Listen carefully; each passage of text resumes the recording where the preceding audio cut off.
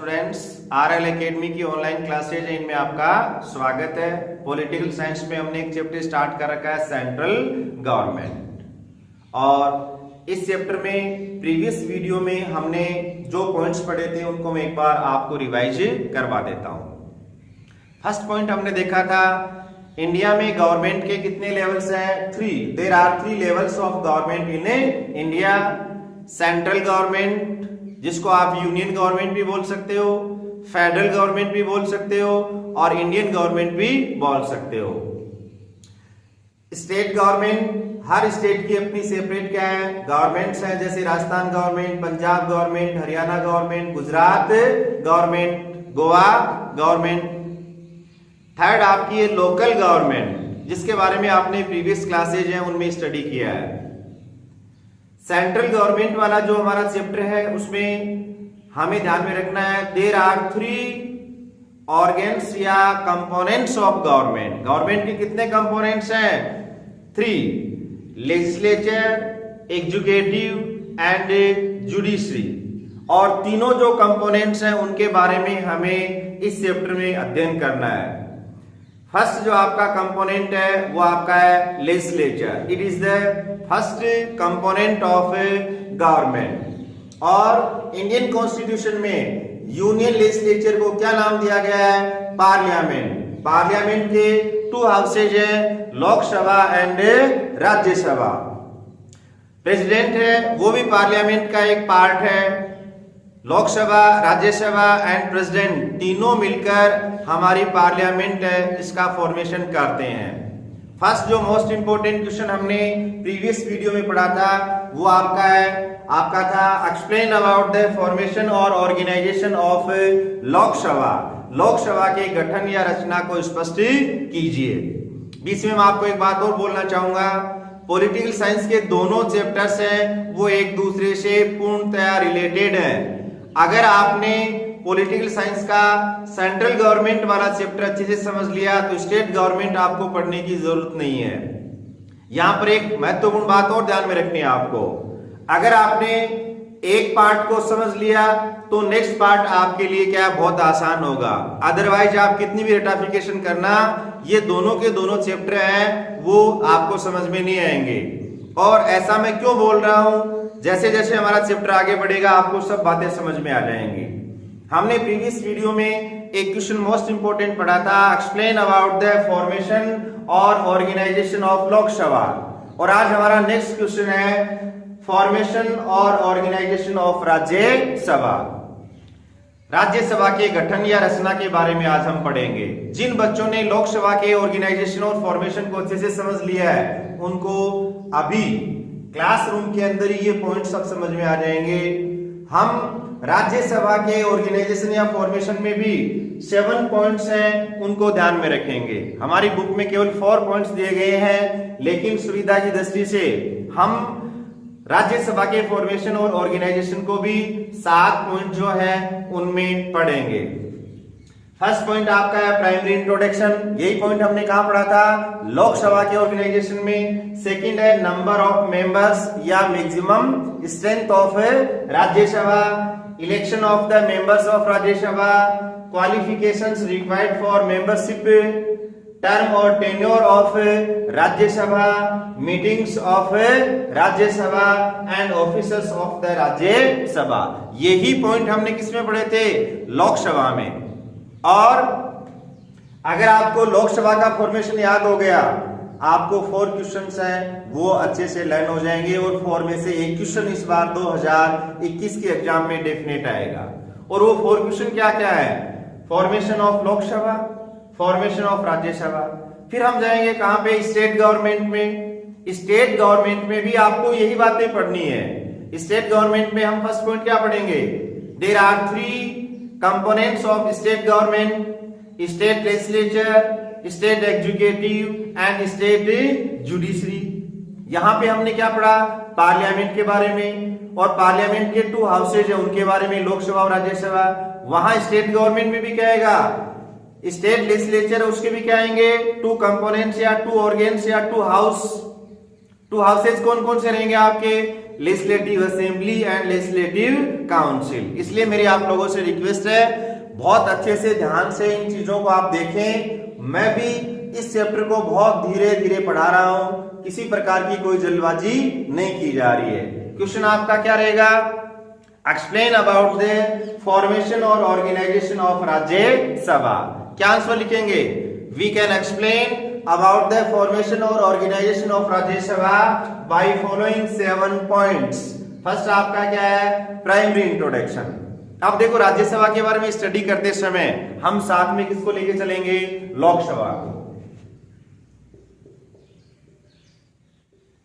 एक साइड में क्या ले लेंगे? लोकसभा। और नेक्स्ट आपका क्या रहेगा? राज्यसभा। हमने लोकसभा के फॉर्मेशन में फर्स्ट पॉइंट पढ़ा था प्राइमरी इंट्रोडक्शन, और वही पॉइंट हम किसमें पढ़ रहे हैं? राज्यसभा के फॉर्मेशन में। लोकसभा के प्राइमरी इंट्रोडक्शन में हमने 4 बातें पढ़ी थी। फर्स्ट पॉइंट हमने देखा था, इट इज द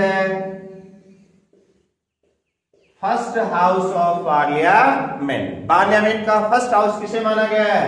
लोकसभा को। It is the first house of parliament. Lok Sabha के बिल्कुल विपरीत क्या बना लेंगे अपन? राज्यसभा। लोकसभा क्या है? फर्स्ट हाउस है, तो राज्यसभा क्या हो जाएगा? It is the second house of parliament. It is the second house of parliament. Lok Sabha में सेकंड पॉइंट हमने क्या पढ़ा था? It is the lower house of parliament. Lok Sabha क्या है? पार्लियामेंट का लोअर हाउस है। राज्यसभा क्या हो जाएगा? It is the upper house of parliament. Third point हमने देखा था, Lok Sabha is the non permanent house of parliament. Lok Sabha क्या है? पार्लियामेंट का नॉन परमानेंट हाउस है। और इसे नॉन परमानेंट हाउस क्यों बोला जाता है? हमने पढ़ा है, यूजुअली द टर्म या tenure of Lok Sabha is 5 years, but the president of our country can dissolve Lok Sabha before 5 years on the advice of prime minister, so that it is called या known as non permanent house. But Rajya Sabha is a permanent house. Rajya Sabha क्या है? Permanent house है। It is a permanent house of parliament. Rajya Sabha को permanent house बोला जाता है क्योंकि इसका टर्म या टेन्योर है वो फिक्स नहीं होता है और इसे कभी भी डिसॉल्व नहीं किया जा सकता है। तो देखो, पहला पॉइंट आप सबको क्लियर हो गया है। अगर आपसे पूछा जाए एक्सप्लेन अबाउट द फॉर्मेशन या ऑर्गेनाइजेशन ऑफ राज्यसभा, तो फर्स्ट पॉइंट क्या बनाओगे आप? Primary introduction. फर्स्ट पॉइंट क्या बनाओगे? Primary introduction. और राज्यसभा के प्राइमरी इंट्रोडक्शन में आप क्या बातें लिखोगे? आप डायग्राम बना के भी ये बातें लिख सकते हो। हमारा पॉइंट क्या है? Primary introduction. और प्राइमरी इंट्रोडक्शन में आप क्या लिख सकते हो? It is the second house of parliament, upper house of parliament, permanent house of parliament. और फोर्थ पॉइंट हमने देखा था, देखो लोकसभा में क्या देखा था? It is the house of people या पॉपुलर हाउस। राज्यसभा क्या है? House of states. क्या ध्यान में रखना है? House of states. देखो, लोकसभा के जो मेंबर्स थे उनको डायरेक्ट जनता के द्वारा चुना जाता है, इसलिए लोकसभा को क्या बोला जाता है? Popular house, house of people या हाउस ऑफ पब्लिक। राज्यसभा के जो मेंबर्स हैं उनका इलेक्शन डायरेक्ट जनता के द्वारा नहीं किया जाता है। नेक्स्ट इलेक्शन में हम देखेंगे राज्यसभा के जो मेंबर्स हैं उनका इलेक्शन इनडायरेक्ट रूप से स्टेट लेजिस्लेचर और यूनियन टेरिटोरियल लेजिस्लेचर जो है उसके मेंबर्स के द्वारा किया जाता। आगे विस्तार से देखेंगे इनके बारे में। तो इनका इलेक्शन वो कहां से किया जा रहा है? स्टेट लेजिस्लेचर और यूनियन टेरिटोरियल लेजिस्लेचर के जो मेंबर्स हैं उनके द्वारा किया जा रहा है, इसलिए राज्यसभा को क्या बोला जाएगा? हाउस ऑफ स्टेट्स, या it represents states, so that it is known as the house of states. Second point आपका है नंबर ऑफ मेंबर्स या मैक्सिमम स्ट्रेंथ। तो हम साथ लेके चलेंगे। सबसे पहले देखो लोकसभा के बारे में, और इधर राज्यसभा। लोकसभा के बारे में हमने क्या बातें देखी थी? फर्स्ट हमने पॉइंट देखा था, according to Indian constitution the maximum strength of Lok Sabha can be 552। भारतीय संविधान के अनुसार लोकसभा की अधिकतम सदस्य संख्या कितनी हो सकती है? 552। सेकेंड पॉइंट हमने देखा था, out of 552 members 530 members are elected from states, 20 members are elected from union territories, and 2 members will be nominated by the president of our country from Anglo-Indian community। अब देखो लेटेस्ट इसमें क्या है, उसके चक्कर में आपको नहीं पढ़ना है, फिर कंफ्यूजन क्रिएट हो जाता है। आपको ध्यान में क्या रखना है? 10th क्लास की बुक में जो भी पॉइंट्स हमें दिए गए हैं उन्हीं को ध्यान में रखना है कि प्रेजेंट टाइम में लोकसभा की मेंबरशिप है वो 550 है या 52 है, या जो नॉमिनेटेड मेंबर 2 मेंबर्स हैं, ये जो 2 मेंबर्स हैं जिनको प्रेसिडेंट के द्वारा नॉमिनेट किया जा रहा है, ये प्रेजेंट टाइम में भी ऐसा प्रोविजन है या नहीं है, या इसको रिमूव कर दिया गया है, उन बातों पे आपको नहीं जाना है। तो हमने 4 पॉइंट्स देखे थे इसके बारे में, मैक्सिमम स्ट्रेंथ या number of members of Lok Sabha में। यही 4 बातें हम कहां देखेंगे? राज्यसभा में। According to Indian constitution the maximum strength of Rajya Sabha can be 250। Rajya Sabha की अधिकतम सदस्य संख्या कितनी हो सकती है? 250। But at present time it is 245।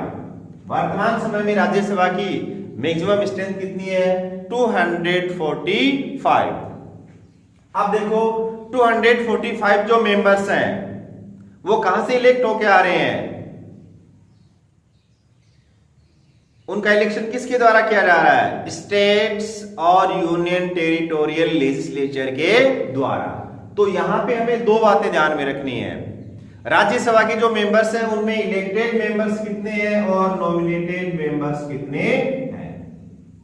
ध्यान रखना 12 जो मेंबर्स हैं वो प्रेसिडेंट के द्वारा नॉमिनेट किए जाते हैं, ठीक है। 12 members are nominated by the president of our country in Rajya Sabha. Lok Sabha में तो कितने मेंबर्स नॉमिनेट किए जा रहे हैं? 2, और राज्यसभा में कितने आ गए आपके? 12। और ये जो 2 मेंबर्स थे ये एंग्लो इंडियन कम्युनिटी से related.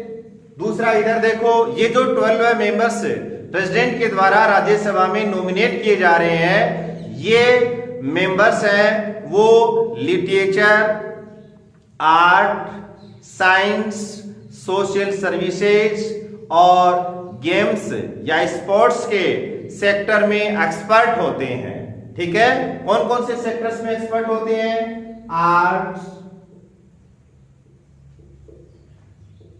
Social services, science, games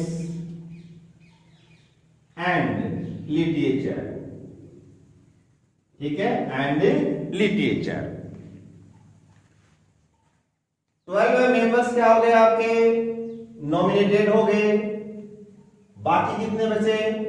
233 members are elected and 12 members are nominated by the president of our country। अब देखो हमारी बुक में एक तो प्राइमरी इंट्रोडक्शन का पॉइंट नहीं दिया गया, ये पॉइंट हमने बनाया है क्योंकि क्वेश्चन कितने नंबर का आएगा, 7 नंबर का। जब कॉपी टीचर चेक करता है तब वो किताब के अंदर क्या दिया गया वो कभी नहीं देखता है। बुक के अंदर कितने पॉइंट दिए गए हैं आपके, 4 पॉइंट दिए गए हैं। और कितने नंबर का क्वेश्चन आ रहा है, 7 नंबर का। 4 पॉइंट आपने सही सही लिख दिया, आपको नंबर कितने मिलेंगे, 4 ही मिलेंगे, क्योंकि टीचर खोजेगा क्या 7 नंबर का क्वेश्चन है तो कितने पॉइंट होने चाहिए, 7 पॉइंट होने चाहिए।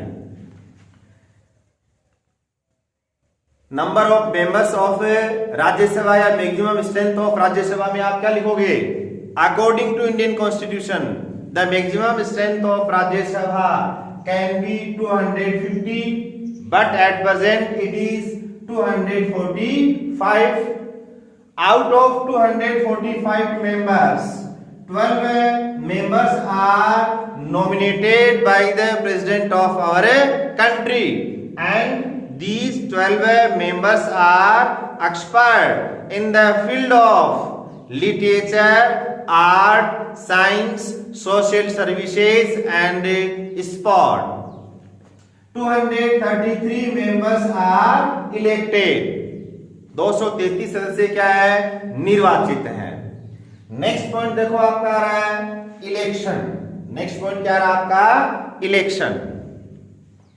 हमने पढ़ा था लोकसभा के जो मेंबर्स हैं उनका इलेक्शन क्या होता है, डायरेक्ट। इलेक्शन कैसे होता है, डायरेक्ट। जिस इलेक्शन में पब्लिक पार्टिसिपेट करती है, वोट देती है, वो इलेक्शन क्या कहलाएगा आपका, डायरेक्ट इलेक्शन। और मेथड क्या है, यूनिवर्सल एडल्ट फ्रेंचाइज। मेथड क्या था, यूनिवर्सल एडल्ट फ्रेंचाइज, ठीक है। और एडल्ट किसको माना गया, a person who has minimum age of 18 years और more is known as a adult। देखो मैं कितने कितने पॉइंट बना रहा हूं, 4 पॉइंट बना रहा हूं, ताकि जब हम लिखेंगे तो हमें पूरा ध्यान रहेगा किस पॉइंट को हम मिस कर रहे हैं। The members of Lok Sabha are directly elected by the citizens of our country through the process of universal adult franchise. A person who has minimum age of 18 years or more is known as a adult। यानी जिसकी आयु 18 वर्ष हो चुकी है उसे vote cast करने का या मत देने का अधिकार प्राप्त होता है। और सिंगल मेंबरशिप सिस्टम है उसको अडॉप्ट किया गया, यानी लोकसभा के एक निर्वाचन क्षेत्र से एक सदस्य चुनकर जा सकता है। अब देखो राज्यसभा, राज्यसभा के जो मेंबर्स हैं उनके इलेक्शन में हम पार्टिसिपेट नहीं करते हैं। इट मींस मेथड क्या हो गया, indirect.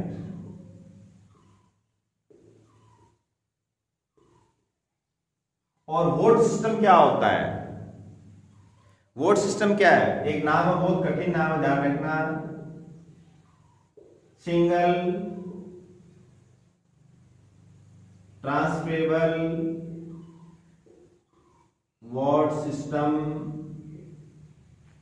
using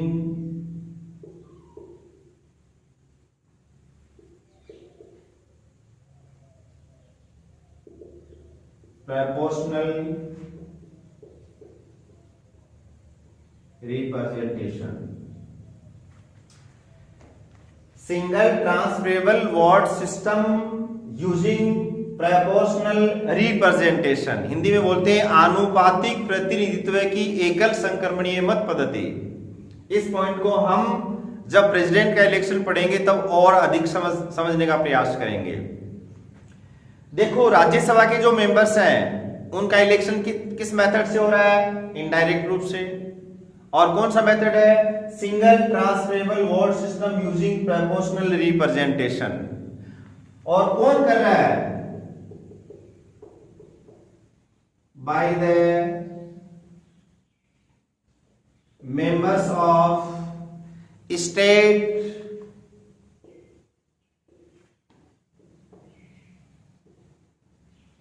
legislature and union territorial legislature. 3 बातें ध्यान में रखनी है आपको, या डायरेक्ट सीधा लिख दो आप। The members of Rajya Sabha are indirectly elected by the members of state legislature and union territorial legislature by या through the process of single transferable vote system using proportional representation. यहां पर एक नाम आया प्रोपोर्शनल रिप्रेजेंटेशन, आनुपातिक प्रतिनिधित्व। इसका मतलब क्या है? देखो हमने किसको चुना है यहां से, एमएलए को, मेंबर ऑफ लेजिस्लेटिव असेंबली। जैसे मंडावा विधानसभा है, यहां की विधायिका महोदया कौन है? रीटा चौधरी। इनको हमने इलेक्ट किया है, ये विधानसभा में बैठे हैं और विधानसभा में ये किसके लिए वोट कर रहे हैं? Member of Rajya Sabha. किसके लिए? Member of Rajya Sabha. इसका मतलब क्या है? मंडावा विधानसभा के जितने भी वोटर्स हैं उनको कौन रिप्रेजेंट कर रहा है? सुश्री रीटा चौधरी। कौन रिप्रेजेंट कर रही है? सुश्री रीटा चौधरी। यानी हमारे द्वारा जो रिप्रेजेंटेटिव्स इलेक्ट किए गए हैं वो रिप्रेजेंटेटिव्स अगर किसी का इलेक्शन कर रहे हैं, इट मींस वो हमें रिप्रेजेंट कर रहे हैं। तो आपको ज्यादा दिमाग लगाने की रिक्वायरमेंट नहीं। यहाँ पे ये जो पॉइंट है इसको हम आगे जाकर और अच्छे से क्लियर करेंगे जब हम प्रेसिडेंट के इलेक्शन की प्रोसेस है उसको पढ़ेंगे। कितने पॉइंट हो गए आपके? 3। फर्स्ट क्या आ गया आपका? Primary introduction. कितनी बातें याद रखेंगे? 4। Rajya Sabha is the second house, upper house, permanent house of parliament and it is also known as the House of States. Number of members according to Indian Constitution. According to Indian Constitution, the maximum strength of Rajya Sabha can be 250. कितनी membership हो सकती है? 250. Out of 250 members, sorry, present time में membership कितनी है? 245। और 245 में से 233 मेंबर्स है वो क्या है? इलेक्टेड है। और इलेक्शन कौन कर रहा है? Members of state legislature and union territorial legislature. किस मेथड से? Single transferable vote system using proportional representation. और 12 मेंबर्स है वो क्या है? नॉमिनेटेड है। इनका नॉमिनेशन किसके द्वारा किया जाता है? प्रेसिडेंट के द्वारा। और ये मेंबर्स कौन कौन से फील्ड में एक्सपर्ट होते हैं? Literature, art, science, social science या social services and sport. Next point क्या है आपका? Election. The members of Rajya Sabha are indirectly elected through the process of single transferable vote system using proportional representation by the members of state and union territorial legislature. Next point आपका आ रहा है qualifications. Rajya Sabha का member बनने के लिए क्या क्या योग्यताएं होनी चाहिए? लोकसभा का मेंबर बनने के लिए हमने 4 क्वालिफिकेशंस है उनके बारे में पढ़ा था। पहला पढ़ा था he should be a citizen of India, वह भारत का नागरिक होना चाहिए। देखो इंडिया में चाहे आप लोकसभा के इलेक्शन की बात करो, चाहे राज्यसभा के इलेक्शन की, चाहे प्रेसिडेंट, चाहे वाइस प्रेसिडेंट या members of state legislative assembly या members of state legislative council या पीछे सरपंच के चुनाव में, इंडिया में वही व्यक्ति इलेक्शन है वो लड़ सकता है जो इंडिया का क्या हो? नागरिक हो, जिसको इंडिया की सिटीजनशिप क्या है? प्राप्त हो। ठीक है, he should be a citizen of India. Lok Sabha का इलेक्शन लड़ने के लिए जो फर्स्ट रिक्वायर्ड क्वालिफिकेशन है वो क्या है? He should be a citizen of India. Second, he should be minimum age of 25 years. Third हमने पढ़ा था he should not hold a post of he should not hold a post of profit under central and state government. केंद्र सरकार या राज्य सरकार के अधीन वह किसी लाभ के पद पर आसीन नहीं होना चाहिए। चलिए, केंद्र सरकार या राज्य सरकार के अधीन वह किसी लाभ के पद पर आसीन नहीं होना चाहिए। ठीक है, लाभ के पद पर आसीन व्यक्ति वो इलेक्शन नहीं लड़ सकता है। और फोर्थ पॉइंट हमने क्या देखा था, he should not be declared as mentally disabled by any court and bank solvent या bankrupt by any bank। वह किसी भी न्यायालय के द्वारा पागल या किसी भी बैंक के द्वारा दिवालिया घोषित नहीं होना चाहिए।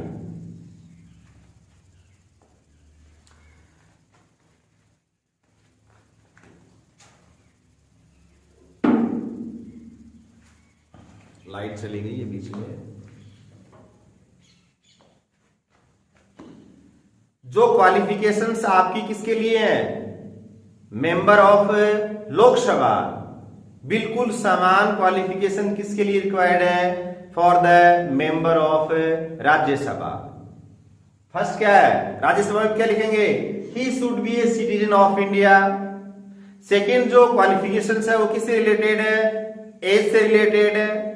लोकसभा के मेंबर के लिए मिनिमम एज क्या है, 25 इयर्स। और राज्यसभा का मेंबर बनने के लिए 25 की जगह आप क्या कर देना, 30 years. He should be A minimum age of 30 years और मोर।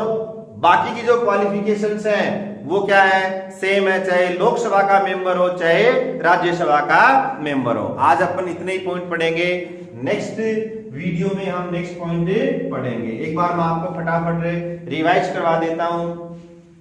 हम क्या पढ़ रहे हैं, एक्सप्लेन अबाउट द फॉर्मेशन और organisation of Rajya Sabha. First point आपका क्या है, primary introduction.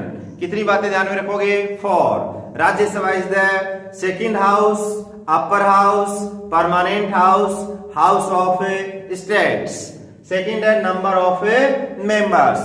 According to Indian Constitution, the maximum strength of Rajya Sabha can be 250, but at present the maximum strength of Rajya Sabha is 245. Out of 245, 233 members are elected and 12 members are nominated by the President of our country. These 12 members are related या associated या expert in the field of literature, art, science, social services and sports. Election, third point आपका क्या है, election. The members of Rajya Sabha are indirectly elected through the process of single transferable vote system using proportional representation by the members of state legislature and union territorial legislature. Next point आपका है qualifications. Lok Sabha का member बनने के लिए जो required qualifications हैं और राज्यसभा का मेंबर बनने के लिए जो रिक्वायर्ड क्वालिफिकेशंस हैं वो क्या है, इक्वल है। डिफरेंस क्या ध्यान में रखना आपको, मिनिमम एज का। लोकसभा का मेंबर बनने के लिए मिनिमम एज कितनी रिक्वायर्ड है, 25 इयर्स और राज्यसभा के लिए 30 इयर्स। तो क्या क्या क्वालिफिकेशंस रिक्वायर्ड हैं, he should be a citizen of India, he should be minimum age of 30 years और मोर, he should not hold a post of profit under central government and state government, and last point आपका क्या है, he should not be declared mentally disabled and bankrupt या solvent. Okay, best of luck, take care.